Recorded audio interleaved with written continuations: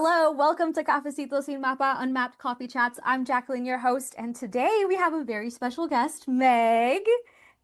Hello. I found Meg on TikTok of all places, and I honestly was so nervous reaching out to you because I was like, there's no way she's going to read my message and respond. And you did. Okay, well, normally start asking about your coffee order. So do tell, are you a coffee drinker? I am a super coffee drinker. I have been drinking coffee my entire life so inappropriately. Every time I tell people this, they look at me sideways.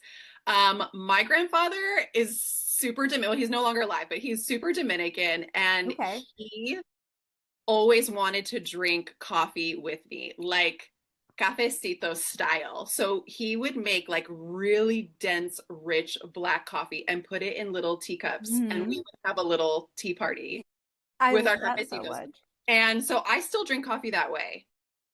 I do a little mocha pot, a Uh-huh. cafetera on the stove, and I Mhm. drink that every morning. It's sort of like hybrid cafecito Americano because I Okay. don't put milk in mine. So I just do black with a little bit of Mhm. extra hot water and some sugar. I love a cappuccino. I love a matcha latte, but I also just Yeah. love a slightly sweet black coffee. I just discovered Cafecito Cubano, which is essentially the same thing. Crack. Yeah. Oh my gosh. I will literally I save it for just the days I know I don't have time to eat or drink or do anything because Yeah. that'll get me going all day long until I Yeah. finally lay down and then it's like, have I been on crack all day? Yes. No, they're crazy. I Yes. mean, they're delicious, but I don't know how anybody drinks more than one. Yeah. Okay, yeah, but I did that because I made a whole mocha pot of Yeah. it. And so I was like, I'm not wasting it. It's so good. And Yeah. so I just kept drinking that. And then it was like 7 p.m. I'm like, I haven't eaten anything. So that's the thing, right? Like you have to eat. You Yeah. have to eat breakfast if you're gonna have that in the morning. Yeah. I've definitely I feel very unaffected by caffeine 9 times out Mm. of 10. And every now and then even I get like, oh, I need some bread in my stomach immediately. Yeah. Oh my gosh. Okay, so let's go down your list of labels. You listed out that you are Puerto Rican, from New York, you're bisexual, a triple cancer, and a storyteller.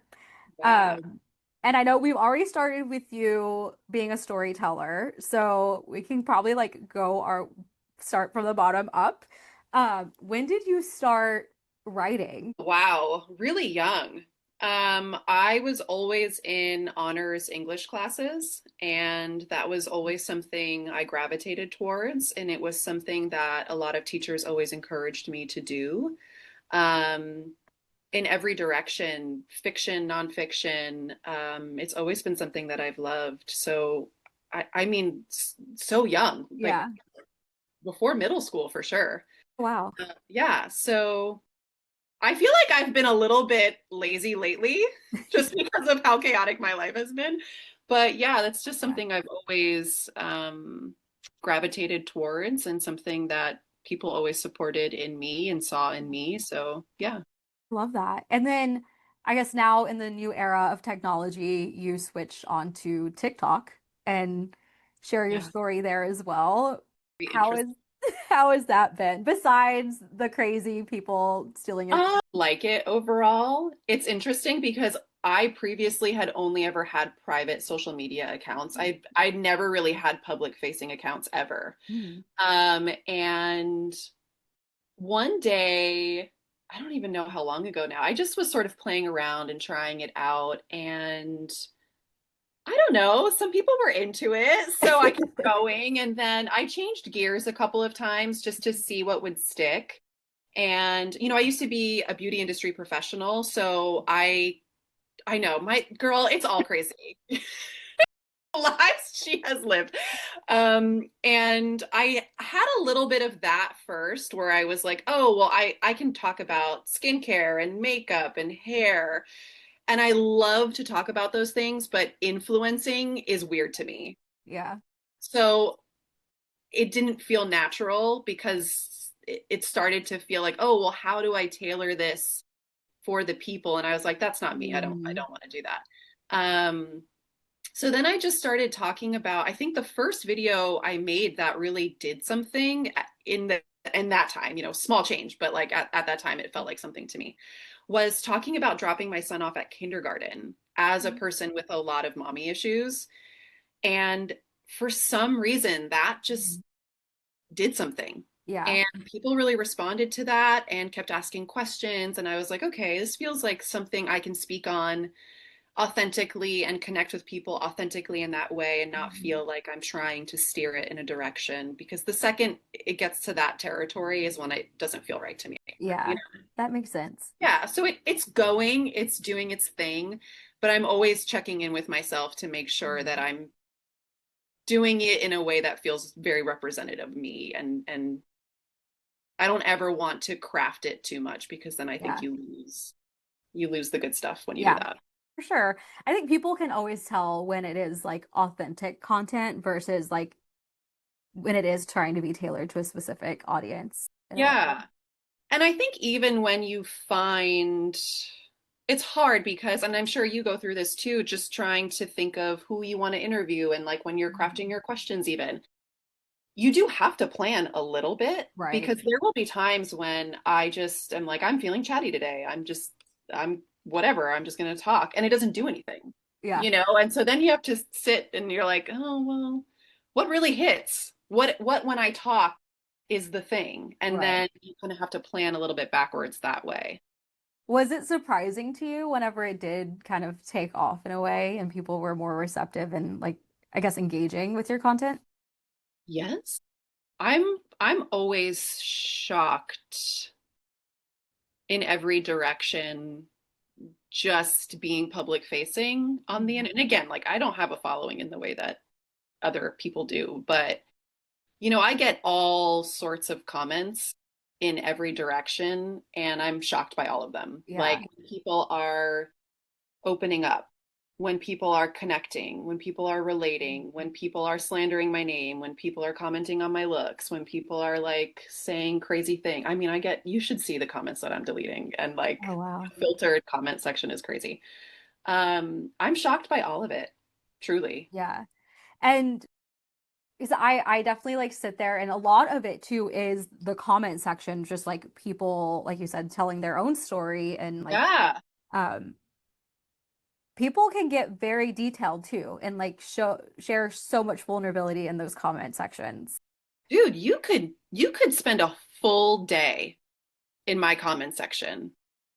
It's kind of nuts. It really is. And I was like, I wonder if you like get notifications every time people like go to your page because sometimes I'll like go back. So it's like, I didn't read the comments on that video. I need to go back and read them. I mean, I don't look at stuff like that. Just Good, don't. because it's my I don't name on need to. there I anyway. really don't need to. Like every now and then I think about whether or not people see that for me. Like I Mhm. try actively very hard not to like worry too much about stuff like that because Mhm. it'll set my anxiety off too much. But Yeah. I'm just sort of like whatever. Has your anxiety played a part in like how you show up on social media? That's a good question. I think yes and no. I think I'm naturally a very social person. I'm very extroverted. Yeah. I think that's to my advantage, but I think where I get tripped up is a couple of different ways. Like there are things that I would love to talk about, but I want to protect certain people. Like Um, I have a lot to say about a lot of people, but at the same time, I don't need that smoke in my life.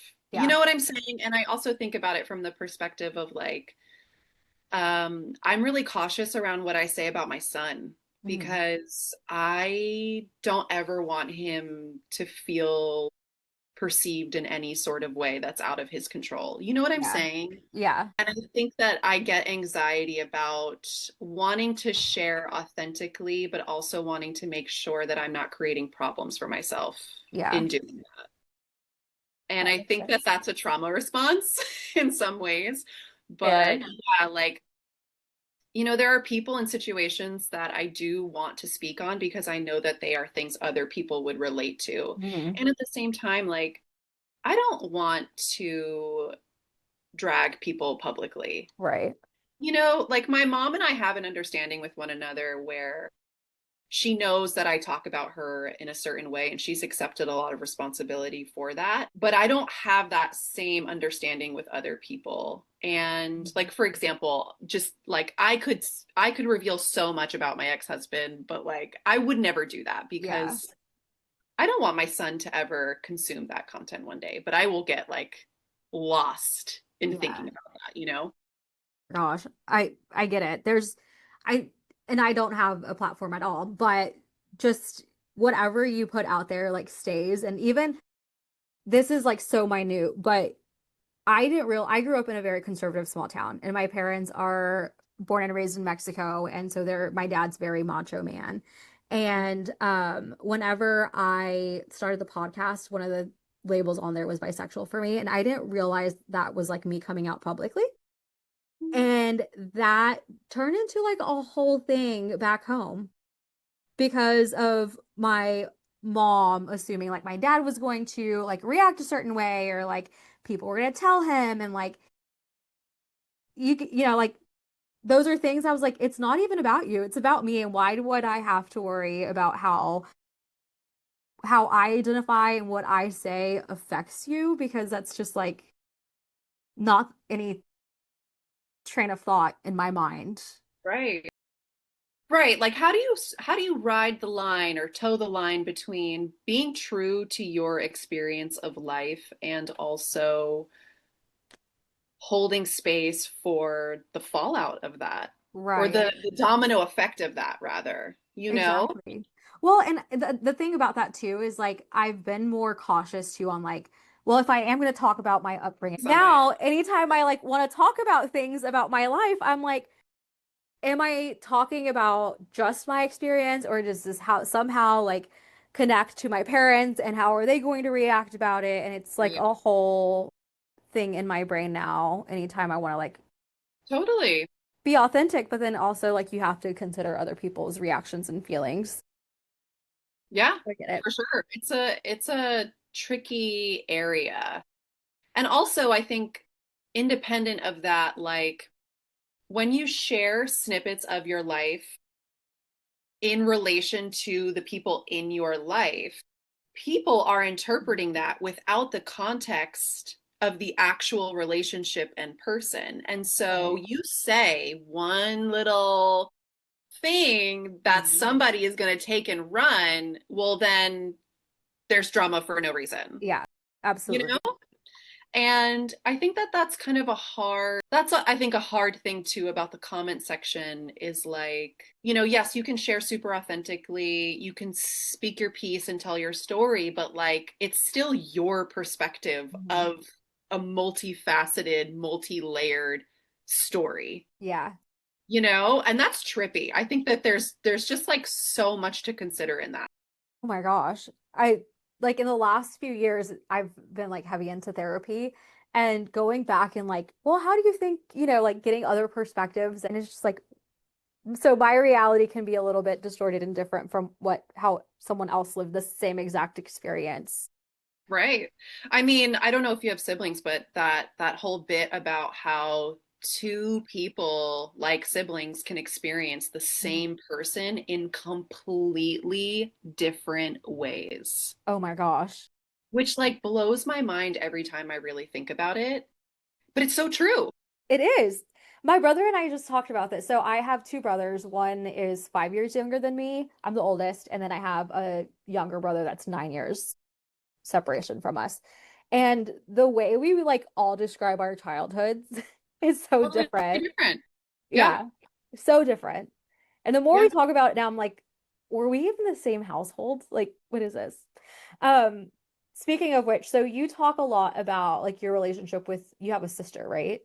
So I have a crazy family situation. So I'll map it out for you. My mom was a teen mom with her first daughter. Well, not that's like selling her a little bit short. She did get pregnant at 19, but she turned 20 when she had my sister. Okay. And um she was unfortunately abandoned by my sister's father. And shortly after, she met my father, but they were not in a serious committed partnership. But she did accidentally get pregnant. And my dad informally adopted my older sister. So Okay. it was never legal, but my dad stepped in as her father, but it wasn't super consistent. Like when I went to his house for the weekends that I was scheduled to be with him, she didn't always come. She Gotcha. wasn't always present at everything, but for lack of a better way to put it, he adopted her. And then he married somebody else a few years later, and they have three kids together, two boys and a girl, and we have a big age gap. Okay. Um, so yeah, it's a little bit all over the place. So I have four half siblings in different directions. Oh my gosh. Yeah, And you talk a lot about how you and your sister just experience life very differently too. super differently. I think one of the things I recall, I don't know if I read it or if it was on your TikTok, was your like roots in being Puerto Rican. Is you Yeah. guys have So different my backgrounds? older sister is half Cuban, half Puerto Rican, Okay. and she does not look, I look as white as Blanca Nieves. Like, I've accepted that. I understand that. I get it. My dad is very white. Um, my sister doesn't look white at all.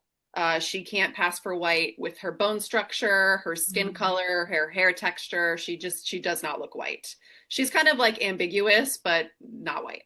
And we grew up in the same house together. We only ever lived with our mother. And people literally would argue with us about whether or not we were related. Oh my She gosh. also has a super ethnic name, and I have a super white name. And that was another thing that they were like, no, that's No like, way. you're not. Yeah. And we would have to be like, no, literally, we have the same mom. And this was a constant argument on the playground, even with teachers. Like when a teacher would find out that we were Oh siblings, gosh. they would be like, girl, no. But like not actually. Oh my gosh. How was it growing up in New York? Kind of switching gears a little bit here. Because you did say you're born and bred in New York. And both your parents were first responders during 9/11, right? Yeah. Um, do you mind talking a Well, you little did bit your about that? research. Yeah, of course.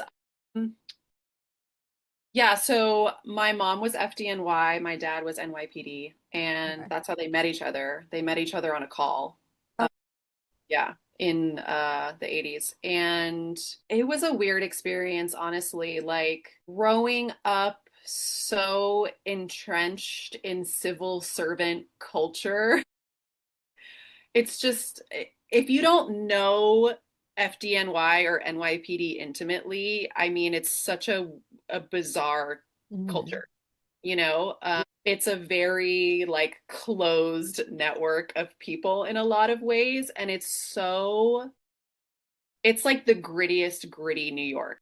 Okay. The people that are FDNY and NYPD, it's like super New Yorkers, you know? Yeah.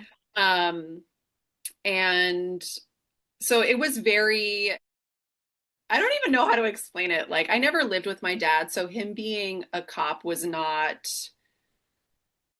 a part of my childhood in that way. But my mom driving an ambulance was. My Wow. mom often dropped me off and picked me up in her ambulance. Oh, My mom wow. was very known in our section of the Bronx Mhm. as being a first responder. That was like, she was very gorgeous. And the fact that she was a woman in uniform was so niche to everybody. They Of were course. obsessed with it. And I have to say, having just been in the ER 2 weeks ago, as I was watching the young EMTs in the ER, I was like, I get it. I get why they were so obsessed with her. And so she just had this like aura about her, Yeah. really intense energy. I mean, like a lifesaver, Yeah. like She's a bitter. lifesaver. She's Yeah. beautiful. She has this like Oh my God. single mom. Like she just had such, and she always had long red nails too, which were totally not Oh, her code, but she did it anyway.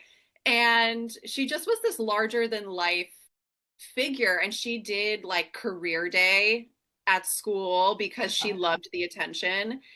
And she would come with like her med bag and like do demonstrations on like life-saving techniques on my classmates, and everybody was so ooh ah. So it was like such a thing for me growing up.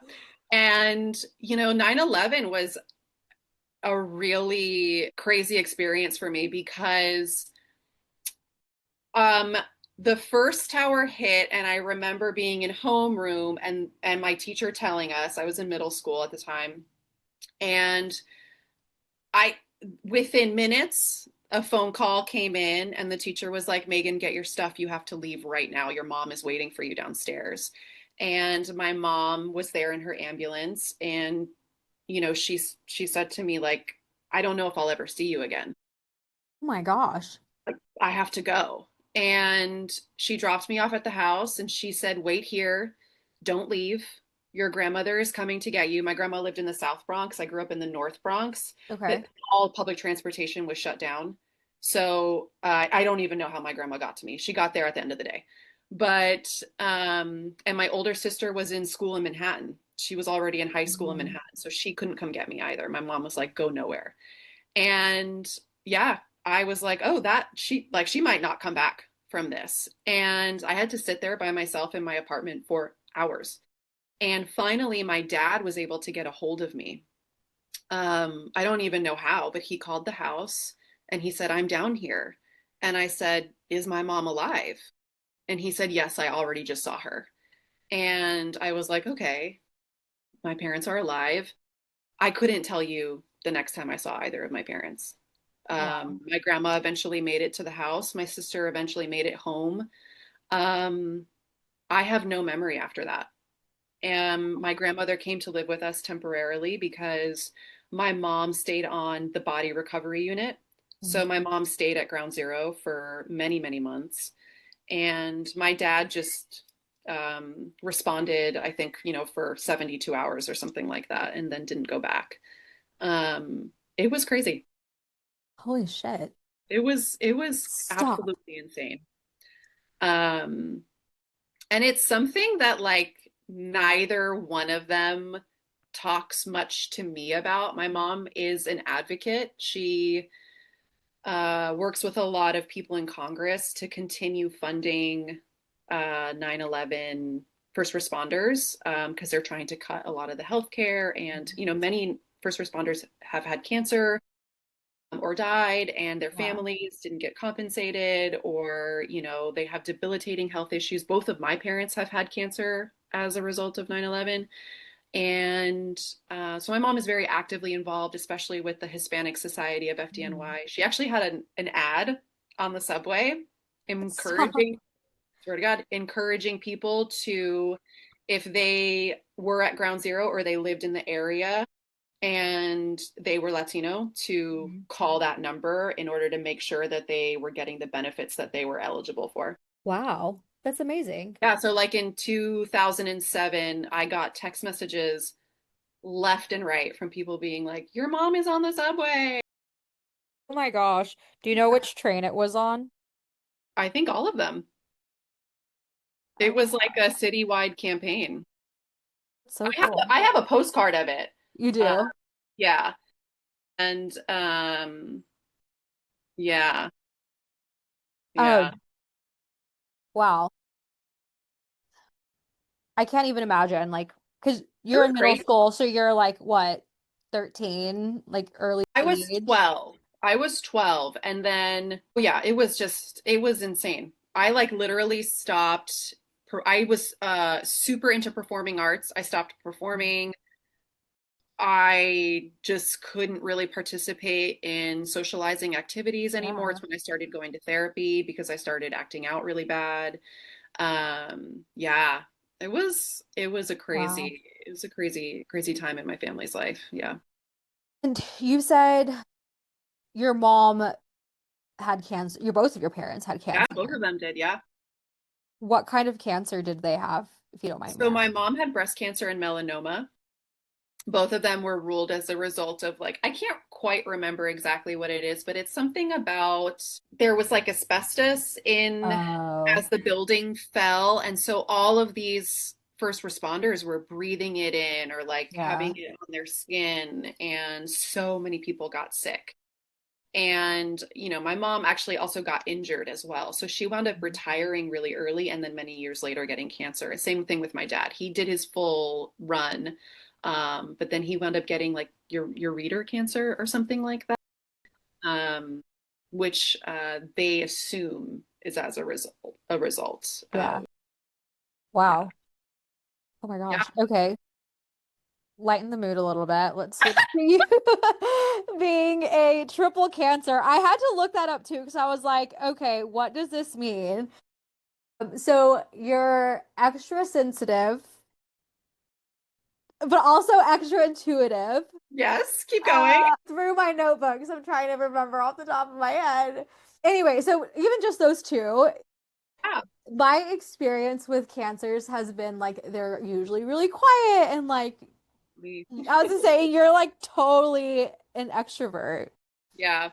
Well, I think the interesting thing that people get wrong about cancers is that they forget that cancers are cardinal signs, and cardinal signs are the seasons. So they are the initiators. Ooh. Cancer is the start of summer. It's the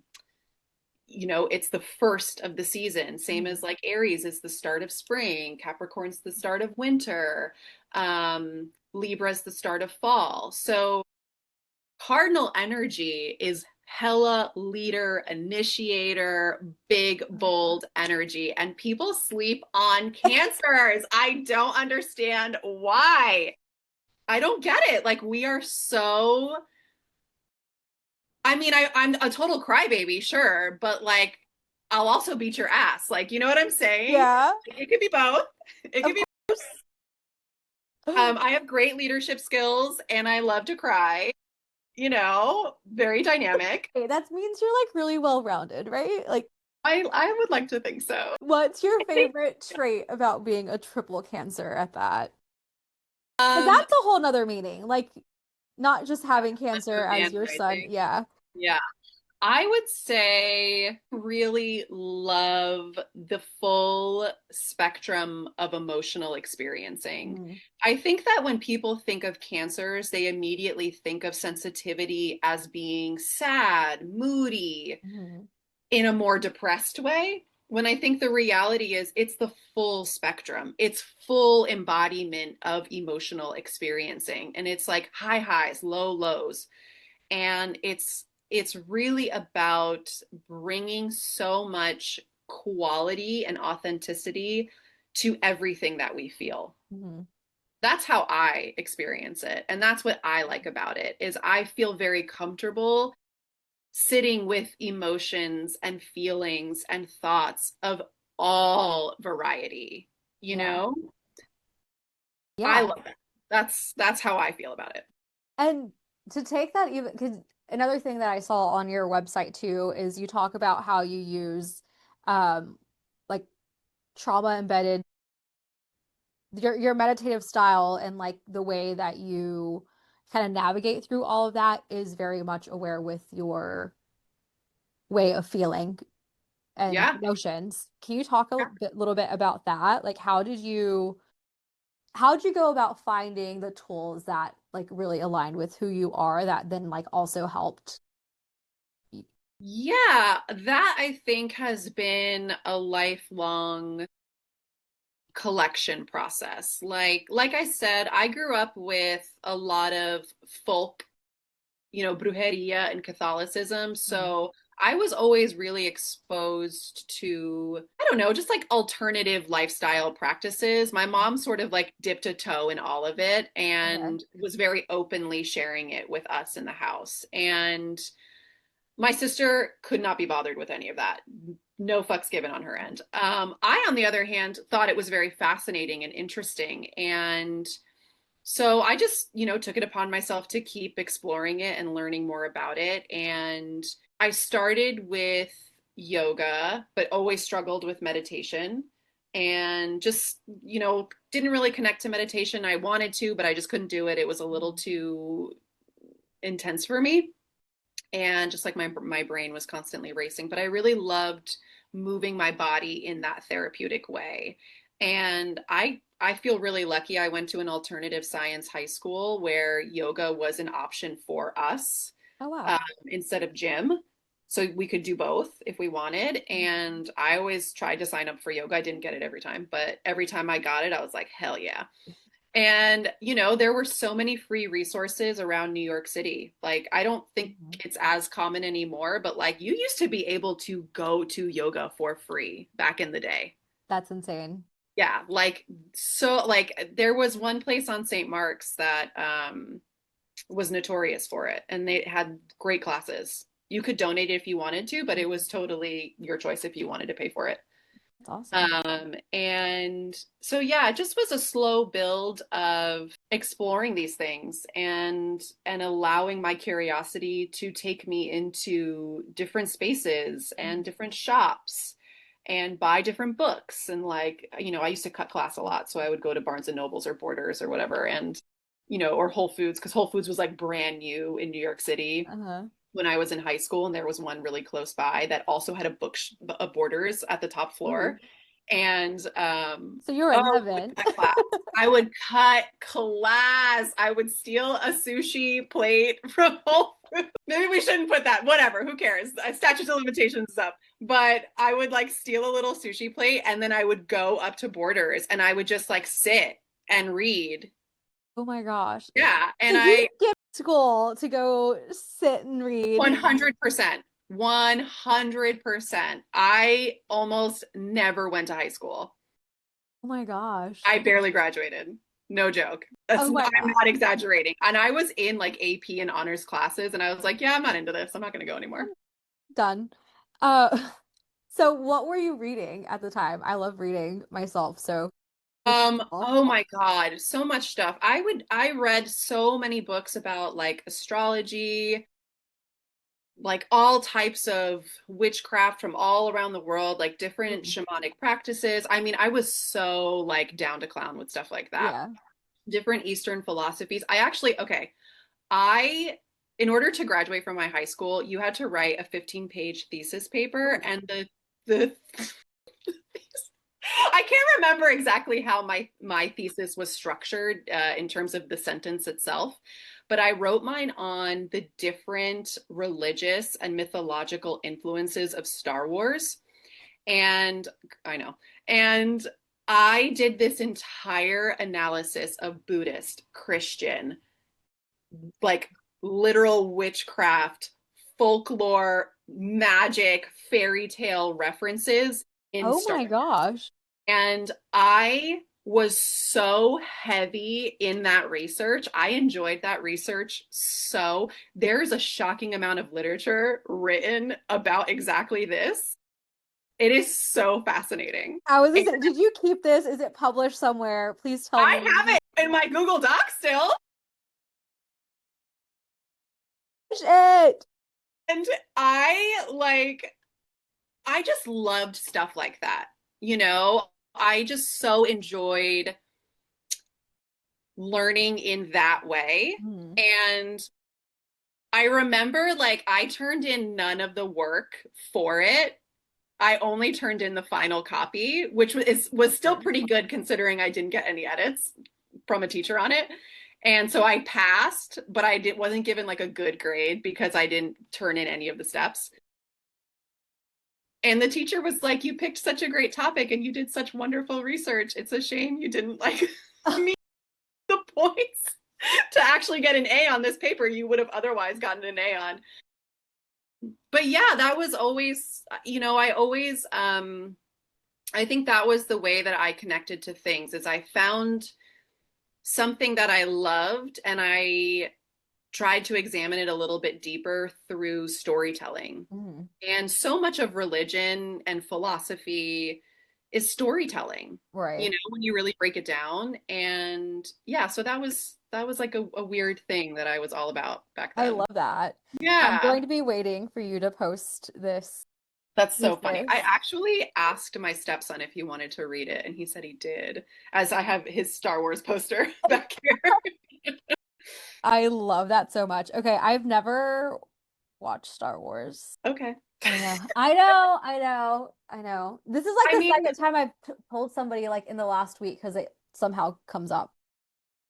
I just find that so crazy just from like a pop culture standpoint. I totally understand people not caring, but to have never seen it, I think is so next level to me. But I get In my defense, we only ever watch novelas at home, so okay. I was not very big into like pop culture, American pop culture.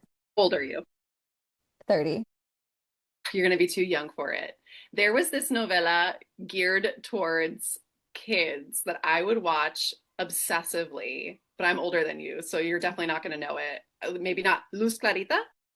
No, but I've heard so much about it. My Do mom you know loves it. I entered a Luz Clarita look-alike contest Stop. because my grandmother is like novelas 24/7 Mhm. 365, and she like had it on one day and she's looking at her and she's looking at me and she's like, you low-key look like her, because Luz Clarita is like, she's not a white girl but she's like a white girl, Yeah, and she was like, pigtails right now, let's do it, you have green eyes, let's do it. do it. She totally submitted it. I can't remember who it was. I don't remember who she submitted it to, but it was a contest and she was like, you're gonna win it, I just know you're gonna win it. I That's funny. You did not? did not. Rude. Okay, but did you ever watch Ruby? No, I didn't watch a lot of novelas. Like I would like casually sit with my grandmother while she would watch Mhm. some, but I never really got super into it. Oh, Luz because I Carita would was, say you kind of look like Ruby too. can we look it up? Look her up. The actress's name is Barbara Mori. Oh, there's a Russian singer with a similar name. Okay, I see it. I see it. Right? I see it. I'm saying. Dark hair, light eyes. I see it. And she was just like hot shot stuff. Everyone wanted her on the block. So, So funny. oh That's so funny. my God. Okay. So we talked about those two. Okay. Have you ever like I have so many more questions. Oh my God. Okay. First, you mentioned brujeria a few times. Is there a ritual that you just like tried and true believe in? So I have to say, like, my health stuff right now has really affected my ability to connect with that. And I used to pull cards for myself every morning and just journal a little bit with it. Mhm. And not like in a predictive way, but more in like, what does the imagery make me think of? What is the archetype making me think of? Mhm. Um, and it was a really steady writing practice that I had every day.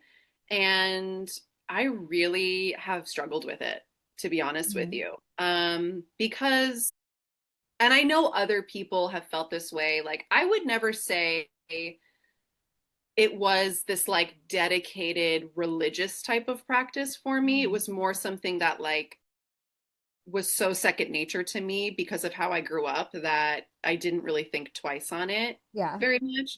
But yeah, I've been struggling to connect with it a little bit. But some things that I still do is like, like I'm a little superstitious, I guess. And there are certain things that are so comforting to me, even if they're not necessarily ritualistic. I always grew up with bottles of agua de Florida in our linen closet. Like they were Ooh, just like there all the time. Do you know what that is? no. Okay, you'll recognize the bottle if you Google it. It's literally just Florida water, but it's like a brujeria thing, What's it and for? like cleansing, Okay. protection, and it's like a bottled company. Like it's a famous company that makes Oh, it, and you can get it at any botanica or non-Latino shop. okay. And it has a very strong like citrusy smell, and I associate it so much with my childhood that like I'll sometimes just like dab it on myself as a little bit of protection, or like I make my own sea salt spray and I put it Ooh, in as a scent, but Yeah. also as like an extra cleansing element. So stuff like that right now is what Yeah. feels accessible to me. I'm trying to push myself a little bit harder to connect again with Mhm. some other things because I do feel the way that I do it is therapeutic, but I think right Yeah. now I feel so like butthurt with the universe and the hand that it just dealt me that I'm struggling to have Yeah. faith in it. Do you know what I'm saying? No, Yeah. like why wouldn't you? You Yeah, know. for sure. So, Um, for listeners that don't know, do you mind giving just like a quick backstory as to like oh, for sure. what's going on What's happening? currently? Yeah. Yeah, so I randomly woke up last November with epilepsy, and it turns out that it is tumor induced. I have a brain tumor that sits in between, well, it's in both of them, in my right temporal and frontal lobes, but it's very deeply set. And you can see I have a dent there. That's from the surgery. And yeah, it's very slow growing, which is to my benefit. It is technically cancer, but when they are grade 1 and grade 2, they're not aggressive. So Okay. you don't have to treat them like cancer. When they move into grades 3 and 4, Mhm. that's considered very fast growing and very malignant. So right now I'm still in the like I can hang out Mhm. area. But I am still working on getting more opinions and getting more options about what to do next because even though we're all in agreement that it is this low grade glioma, Mhm. my biopsy failed. And so the pathology doesn't support me getting on targeted therapy. Oh. So, yeah. So, for right now, I'm in seizure management. So, like I said, I'm epileptic now. And yeah, recently my epilepsy got worse, which is a bummer. I was just in the ER on the fucking one train. I had a seizure. It was so embarrassing. But I didn't pee on myself, which does happen when you have Sorry, your that's not funny, but no, girl, I literally was like checking my pants. Like when I finally came back into consciousness and I was on the stretcher, I literally turned to the EMT and I was like, at least I didn't pee myself. So so you yeah. still have a sense of humor, so that's great. If I'm not laughing at myself, I am not making it through this, like Yeah. in any I mean, capacity.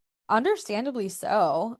You okay, so again, we don't have to go very deep into this, but you talk on your platform a lot about living with CPTSD, and then now you also are dealing with your cancer diagnosis, and then you also were, is it BRCA Rocka too. Yeah.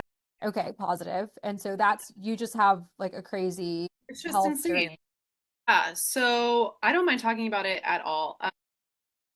Yeah, so had a very chaotic childhood. We're sort of like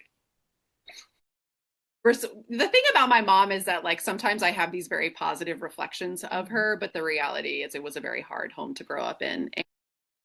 Um, you know, it was a very difficult childhood, and I started receiving mental health services in middle school, partially because of 9/11. And yeah, it's just been such a journey with that and such an experience, long road with that. And I feel really grateful that I have had access to mental health resources and interventions from such a young age because people like my mom didn't get that when Right. she really needed it at that age. And it shows up in every part of life. And I chose to become a mother myself very willingly and happily. And I feel very blessed that I had a relatively uncomplicated experience having my first son. It went a little haywire at the end, which contributed to some health problems that I wound up having. And I kept trying to have more children, and I couldn't have more children. And as I was trying to figure out why I was suddenly infertile, because I was like, this is crazy. I literally just had Mhm. this beautiful child, like relatively easily. Um, I met a new doctor. This is like deep 2020, like no doctor's appointments anywhere. I wound up getting in with a new doctor, and she was like, your family has a really intense history of cancer. I mentioned to you, my mom and my dad both had cancer, but my Yeah. dad's mother had three types of cancer, and Oh, there was a whole other history of cancer there. And she was like, I'd love to test you for BRCA2 and or BRCA because there's one and two. And I was thinking it wasn't going to come back positive. I was like, I'm just freaky and infertile. I don't know what's going on. Sure enough, it came back positive, and it really spiraled from there. And my first mammogram flagged, and I had had very cystic breasts my whole adolescence. mhm. Like I remember being 15 and finding a lump and having to go get it scanned. And Wow. yeah, I was like just all the time was having lumpy cystic tissue. And I made the decision to have the prophylactic surgeries. So I had a double mastectomy. I had a total hysterectomy with bilateral salpingectomy, meaning my tubes. So Oh, I still wow. have ovaries, but I don't have tubes The tubes. because Okay. the science shows that ovarian cancer actually originates in the tubes. So Hmm. they've found that removing the tubes is an effective way to stop ovarian cancer so that you don't get pushed into menopause too young. And since I couldn't have more children anyway, I just agreed to let them take the uterus out as well. And so I had spent so much time strategizing and coming up with solutions and wrapping my head around female reproductive cancer. Hmm. And I was like, okay, I feel good about the decisions that I made to protect myself so that I get a nice long life with my son. And then, I woke up one day with a brain tumor. Yeah. And it's just crazy, How absolutely crazy. how do you like keep such a bubbly energy and like light? um, it's not. I mean, the thing is, I think I don't feel discomfort talking about these Mhm. things. And so in that way, I'm very high functioning. But, my conversations can get very dark. And then people are like, oh, wait, are you okay? And I'm Yeah. like, yeah, but I'm also thinking these very dark thoughts Yeah. and sitting with this really ugly reality. And, there are fantasies of mine where, I live to be a grandma myself. And then there are fantasies of mine where I'm like, bye guys, Yeah. I'm ending it here. So, yeah, I mean, and it sort of like varies from day to day. Like there are Mhm. good days, there are bad days. I think I think what happens with having a history of CPTSD is that medical trauma can tend to bring out unrelated Mhm. traumas because we store so much in our bodies. We know this. This is like Right. scientific. We know that we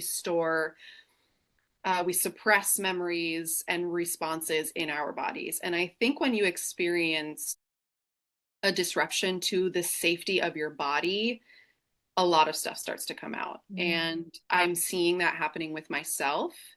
And it's interesting. I didn't even think about that Yeah, it's because it's true. really, it, Like, it's really interesting. It's trippy. yeah. Wow. Okay, so again, let's lighten the mood a little bit. Um, you mentioned you were bisexual. Tell me a little bit about that. Like you mentioned you have a partner, your Yeah. partner's male.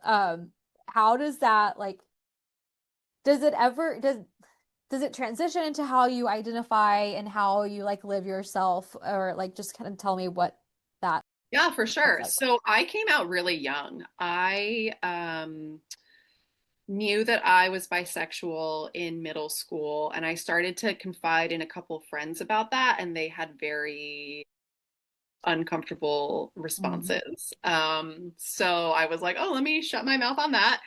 And my freshman year of high school, I was involved in a very dramatic love triangle Ooh, between my first boyfriend and my first girlfriend. no. And I remember my sister and I went to the same high school, but not at the same time. And I remember looking at her yearbook and I saw this like gorgeous man. And I was like, oh my God, I'm losing my virginity to that guy. I remember asking my sister, who is that guy? And sure enough, like I saw him at the school and I was like, done. I'm making this happen. And at the same time, literally the same day that I saw him for the first time, I also saw Gabby for the first time. Oh my God. And she was so visibly queer, and she's also Latina, she's Mexican Cuban, and she just, there was just something about her. I was so like confused and obsessed, and I would eat my lunch in the library and so would she. We had the same lunch period, and two of her friends would pester me because she told them that she thought I was really pretty. Ooh. And so, they would bother me. And then finally she came up to me one day and she's like, I'm sorry, my friends are really bothering. It was a total con. She was running a con on me the whole time.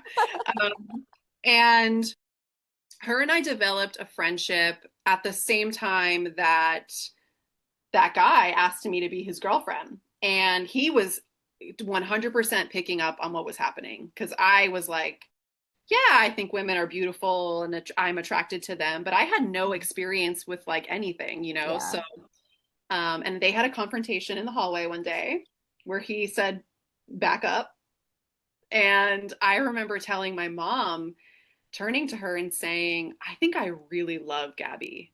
And my mom was like, you're lying. And I was like, no, like I actually think I'm really in love with her. And my boyfriend breaks up with me. And he was a senior. So he was like, I'm going to ditch this freshman girl. Yeah. I just graduated high school. I'm on to bigger fish, whatever. And her and I went to Pride together. And I was like so devastated by this breakup. But at the same time, I was so excited to be holding a woman. We went to the pier. I don't know if you've ever been to the pier for Pride, but No. like it's a whole baby queer experience. And I was so like, oh my God, like something is happening in me right now. We had this friendship for a long time that just was like soaked in tension. Like and we would talk about it. But she would always say to me, like, I don't know if you're gay enough for me. And I was like, okay, we're going to do this. And I was like, but I can't be gay enough for you if you don't give me a chance. Like, Yeah. we had this back and forth. And then one day she kissed me, this like very passionate kiss. And we started to see one another. And she had a girlfriend at the time. It was messy.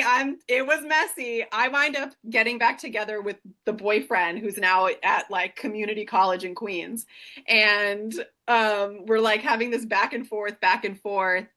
And her and I were on and off together for 5 years.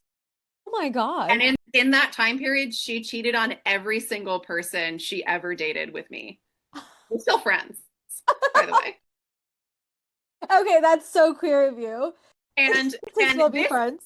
And this is the year the L word dropped. The original L word in what, 2003, 2004, whatever. Yeah. Whenever it premiered, we would watch it together. My mom caught us one day. My mom caught us. No. My mom called every single person in her phone book, including my abuelita, who is so Catholic and totally dabbles in homophobia. Like, what are you doing? Favorite grandchild? Don't ruin this. I'm telling everybody. She literally called every person in her phone book. And Oh I my was like, well, God. I told you that I was in love with her. And she was like, I didn't think you were serious. And then, the older that I got, there was still so much biphobia then. Mm. And every like true lesbian that I would meet out in the wild, that I Mm. developed a thing for, would to every single time they would tell me, you're not gay enough for me. And I was kind of like, well, you're kind of like pushing me away into men because you keep telling me I'm not worth the time. Yeah. And this was just a vicious cycle with dating where I would meet a woman and I would be super into her and she would be really into me, but then she would have hesitation and we would just Mhm. like go on this vicious cycle. And I had a couple of hookup girl buddies who were also in the same boat where Yeah. like bisexual, has a boyfriend here and there, trying so hard to date women, but women are not about it and just Yeah. like whatever. And then, like I wound up marrying a man and having a child with a man. And then when we got divorced, I was like, okay, I'm going to give it another go about. Like, I'm Yeah. going to try really hard. And I went on a couple of dates. One woman said, a little bit younger than me, which is not my style. I tend to go older. But she told me every lesbian I have met out in this city, every queer woman says I'm too baby gay. I'm not gay enough. And I was like 20 years later, this is still a thing. What is happening?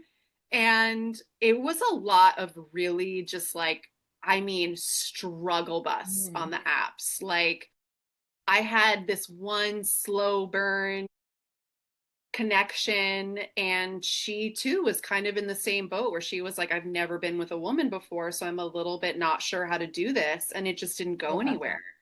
And every seasoned queer was like, girl, with your ex-husband and that baby, I ain't touching none of that. And let me tell you something, the kids today are not into single moms. When my mom was a single mom in her prime, she had a waiting list to have our toilet plunged. I'm not even joking you. Like, people were desperate, dying to date my mom. And I was like, surely I've got some of that. Yeah. They're going to be like totally into it. Oh, honey, they were not in every direction. What? You would see here queer women in their profiles would say no single moms. I swear. Oh my gosh. Yes. Okay. I thought MILFs were still a thing. Oh, no, apparently not. Not in this economy. No, no, no, no, no, no, no, no, no. Not in this economy. Nah, too much of Holy a shit. liability. Too much of a liability. Can you believe that? That's insane. I was gagged. I was like, this is my time to shine. Yeah. No, You're like, ooh, now I'm hot and have a kid. Like, no, nobody was going for it. wow. Yeah, it was How kind of. long ago was because your son's like 7, right? So My son is about 7, and I ended my marriage. I started the process of ending the marriage when he was about 2, and then finalized it when he was 3. And then we stayed legally married for a little while for insurance purposes, but we were not together for a long time. And I met my current partner probably, well, we've been together for 3 years. So there was like a year and a half 2-year gap of trying to date yeah. very unsuccessfully. Wasn't working for I was me at gonna say, all. well, if it's any consolation, it's still the same now. The same, like, yeah. I don't get it. I don't get it. I feel like we finally entered this era of like people can just be fluid and date whoever and like Yeah. be easy breezy, and like if the vibe is the vibe, then that's it. Yeah. But no, people are still really, really cautious about that. They are. I feel like Gen Z's definitely very much just like fluid and open to anything, but I really think it's like the millennials that are still like stuck in Oh, these for little sure. like I can't tell you how many people were like, bisexuality is not a thing. Like, you have to like one more than the other. And yeah. clearly you like men more. And I was like, I wouldn't say that at all. It's just easier to Hmm. date men.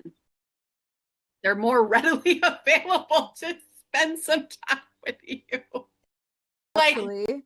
and I remember my dad's mom, my paternal grandmother, like really being in her feelings about this and being like, I'm totally cool with you being a lesbian, but like you're either a lesbian or you're not. And I was Mhm. like, I don't think it works like that. But Yeah. like for a lesbian, it would, but I'm telling you, it doesn't for me. And Yeah. she really just like couldn't wrap her head around that, you No, know? my mom, little, I'm telling you, this was like maybe a month ago. My mom's like, I don't know why you had to publicize that if you're not sure. I was like, what do you mean? What do you mean if I'm not sure? Yeah, that was her comment. She's like, I'm fine, whichever way it is, but like you still like men, so like maybe you don't actually like women. I was like, girl, be so fucking for real right now. No. They don't get it. They totally don't get it. And I remember like my dad at one point being like, I'm surprised you didn't end up with a woman. And me being like, me too. Yeah, me too, guy. Me too. Yeah. But yeah, it's just it's a hard thing to navigate. And I've had so many conversations with like truly bisexual, like women who are like, no, Mhm. bisexual feels right to me, who Yeah. have the same frustration. Yeah, because you're sitting on this line of like, you're not gay enough for the lesbians. And then Totally. some of the men are either like objectifying you because you're Yeah. into women as well, or they're intimidated by it. So then you Oh, kind of have that. even understand that. I have dated two men who were so in their fucking feelings. Can I curse on this? I'm sorry. Yeah.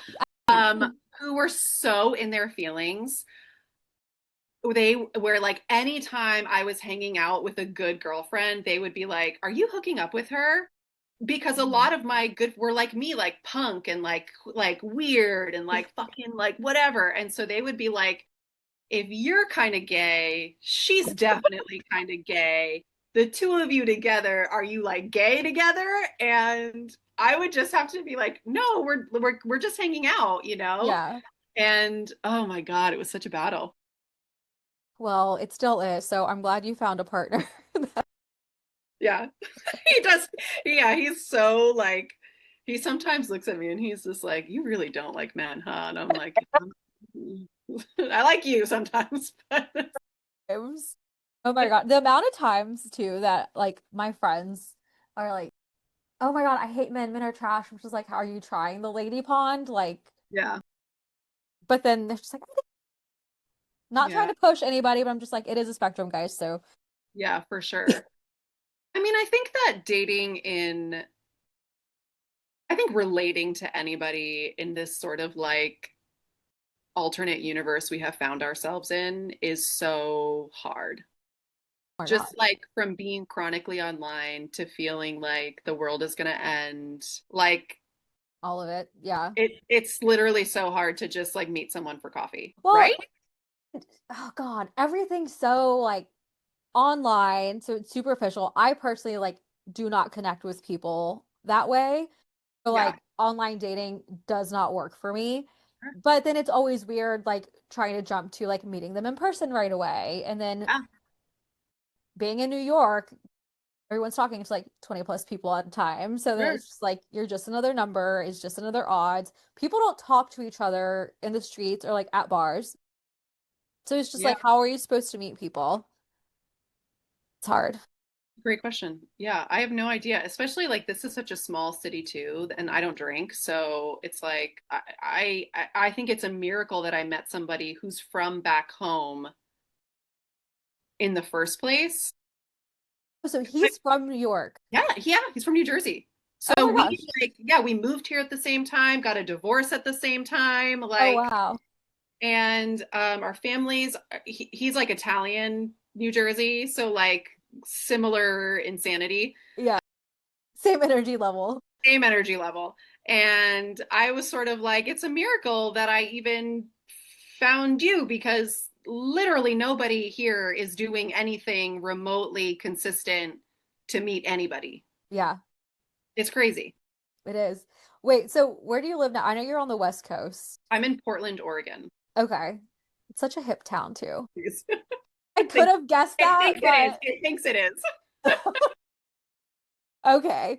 What would you say is like the biggest difference between living on the East Coast and the West Coast? Oh my God. So many things. Volume sticks out the most. Like the amount of people who think I'm too loud out here is No. so they're not wrong, but like that's not a thing back home. No. It's not a thing. No. And I have had people straight up be like, could you lower your voice? And I'm like, I don't know that I can. It's natural volume. What do you mean? Talk. Um, and I think that in a similar vein, like I think people are much more reserved. There's definitely a lot of that West Coast passive aggression where it's like, oh, I'm going to be really friendly to your face, but not in real life. Yeah. And that is very hard for me because that's very opposite of Mhm. not only Latino culture, but also New York culture. Yeah. So I'm so used to people just saying what it is and doing Yeah. the thing that they're going to do and doing it with their whole chest and for better or for worse, but at least you Yeah. know what you're getting. And I think with people out here, that's just not how they operate. It's very hard to read people here. It's very hard to get consistency with people here. Um, and my neighbor is from Massachusetts, and she really struggles with this because she identifies as a masshole. And she's like, people just do not understand when I speak. They look at me like I'm speaking in another language. Oh And wow. that's I feel the same way here. Like sometimes you'll say something to somebody here and you're like, did I say something offensive? Like I don't understand why you're so repulsed Yeah. in my existence right now. Look at my Um, existence. What do you and think that is though? Because I've realized that I grew up in Texas and moving here, I was like, wait, people in Texas are fake kind. And it kind of sounds the same way, like what you were just saying. But then in New York, like you talk to someone, they're either gonna help you or not. You don't guess. Like you know what you're gonna get out of people here. totally. But what I think is interesting, this is where Portland, I think, really struggles. And that is like, yes, Texas is that southern sort of like sweet to your face, gossip about you behind your back. However, there's so much ethnic culture in Texas at the same time, Yeah. whereas there's not that here. Mm, So you don't get that vibrancy. So, like, yeah. I've never been to Texas, but knowing Tex-Mex culture, Yeah. I know that it's vibrant. Yeah. You know what I'm saying? Absolutely. And Portland doesn't have that vibrancy because there aren't pockets of culture like that. Yeah. You know, you just don't Yeah. have That that here. makes sense. That makes sense. Yeah. And New York's very diverse. Yeah, and like it's just a strange like yeah. And my son goes to a private school here, no less. Mhm. And I'm just sort of like, oh my God, so hard to deal with. Okay. I know you said you don't think that's the thing, but like I don't even know why I'm asking this because I just think it's funny. Um, are you the hot mom now? Like, did your kids? I don't know. I don't know. I'll say this, like, because my son goes to a private school, like I just Mhm. said, there's not a lot of like alt moms. So there's like me and like two others. And we joke amongst ourselves that people for sure thought we were either the nanny or ex-strippers. Like that's our running joke. Uh-huh. And it's not like a super posh, uppity environment, but it Mhm. is a very like traditional family, like Yeah. they work at Nike type of vibes. Yeah. And I don't know, honestly. Like, I've never had anybody, like, yes, the people in my life tell me that I'm pretty and beautiful, but like, it's just like, I remember like the MILF mania was such a thing. My gosh. Yeah. And I don't experience that here. Like, but I would be curious, like, if back home, maybe if my son was Ooh. going to school in New York City, maybe, maybe Yeah. that would be a thing. But I have no idea. I have no idea. My gosh. Well, I hope you get to live that fantasy out and find out because like why not? Add it to the Yeah. stories. They don't care. They don't care. I'm okay with it like not being a thing anymore, but I really was like, oh, this is 1 point advantage to me, and I got humbled so fast. My gosh. It's like the one thing that should have just been like snap. I know. I really like, I think the times are just like changing in terms of people's attitudes about having children and like I get it. Yeah. Get it. I mean, what an economy to try to be a step parent in. I get it. I Fair. totally get Fair. it. I guess that's true. People are more like, okay, what does that mean for me? Yeah, like I think a lot of people are just opting out altogether of parenthood in every way, Oh which my I gosh. super respect. Yeah. But it's interesting, like I'm one of the only moms in my friend group. Like Really? like like my friend group outside the context of the friends I made as a mom. Um, I'm one of like two, three. Oh wow. Most of my friends don't have kids. Wow. Yeah, Okay, if you don't mind me asking, how old are you? 36. Okay. Yeah. You said there's no way you're like in your 40s. Um, Getting there. that's crazy. Yeah. And I feel I'm the only one in my friend group that doesn't have a kid. What? And you're 30? Yeah, the majority of my friends have kids or are married. Yeah, In New York or in Texas? in Texas. In That's the Texas. difference. Yeah, I was gonna say the friends I've made in New York are on the same page as me. Yeah, yeah, But a lot yeah. of them are like in serious relationships or married too. Yeah. I don't know. It's so interesting. Like, um, is it okay if I ask, do you want Yeah. children one day? I have no idea. Yeah, you're young. You have Yeah. time. Um, I didn't want kids for a long time. I sort of assumed it would happen to me, Yeah. but it was something I didn't really think very hard on. And Mm. then I think one day I woke up and I was like, oh no, I actually do want that. Yeah. And I met my ex-husband shortly after that, and then we got pregnant, or I got pregnant. I don't know, probably 4 years into our relationship. So Okay. like a normal Yeah. timeline, but like I was really on the fence beforehand. I feel like growing up, it was definitely like, okay, you're supposed to grow up and like get married and have kids. And then I think it wasn't until like after college that I was like, I don't know. I don't even know myself half the time. So like why would I bring a child at this point in time, Yeah, you know? So, but there is a lot of time. People are having kids like so much later in life now too. I'm for like, sure. it'll be whatever.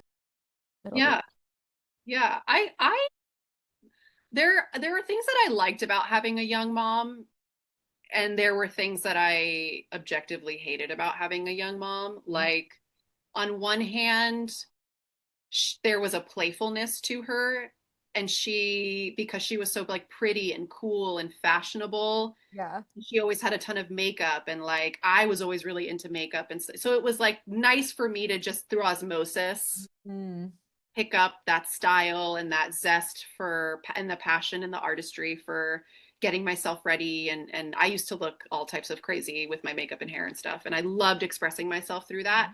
And I don't know that I would have been that person had my mom not been young and glamorous and into trends and yeah. really into beauty and makeup. But then on the other hand, like she wasn't ready to be a mom, so that was very evident, you Yeah. know.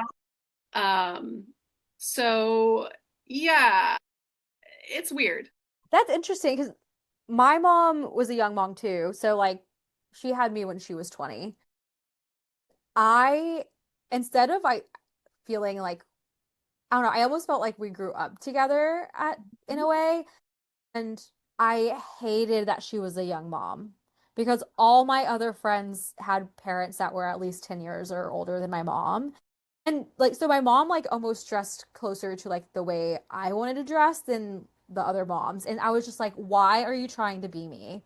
I thought she was trying to be me. Yeah. Oh. My mom and I never had similar style. My mom was very like glamorous, Mm. beautiful, like 90s style, Okay. but she was like a working class woman, so it was so trippy that she would like walk into the fire station with this like fucking outfit, red lipstick, red nails, and then go put on a uniform. Like Yeah. it was hilarious. Oh my gosh. Whereas and she dressed me very trendy when she was dressing me. But I was super just immediately drawn into like punk and goth aesthetics from a very young age. And I was always playing with my looks and cutting my hair and dyeing my hair. and there were no rules in the house about that. Like I started dyeing my hair a little too young, and my mom would let me wear makeup and dress however I wanted. She didn't love like the tattoos and the piercings, and she was a little bit like, "Ooh, don't ruin your beauty." Um, but ultimately, she didn't really care. Yeah. Um, so we never really dressed similarly, but I think she was very encouraging and supportive of beauty as an act of creation, Mhm. you know? Yeah. Yeah. I love that. Yeah. That's so interesting though, that how different things can be. Because yeah, for me, I was like, girl, why aren't you dressing like all other moms? I definitely Like old had some of ladies. that beef with my mom a little bit, where I would be like, "Girl, do we need to have your titties out at every function? Like, please, please, Oh can my we not God. do this?" Now I'm just like, yes, girl. Like I'm getting her to go to like bars with me and stuff when we're together. Ooh, ooh, So it's love nice that. though. But yeah. All right. So I think we hit all of your identities. And my last question's always like, what do you want people's takeaway to be? That's so much pressure. Also, What because do we I want talked people? so much.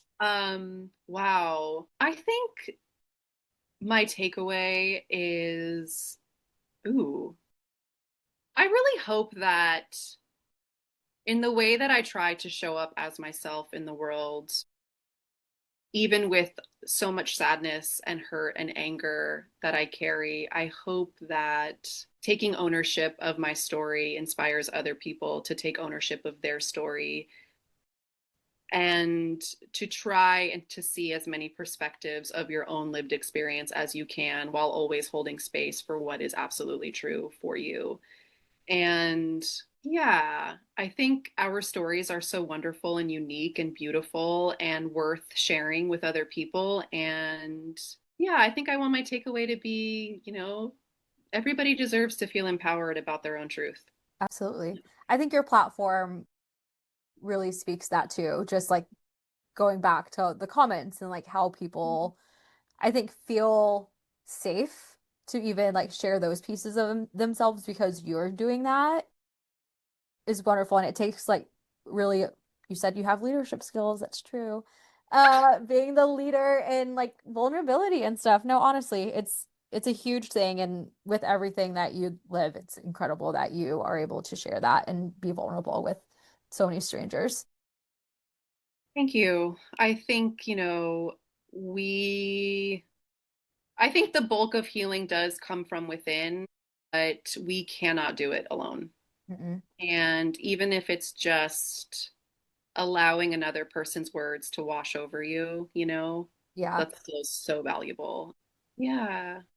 Share your stories whenever you feel safe to. Thank you so much for joining me today.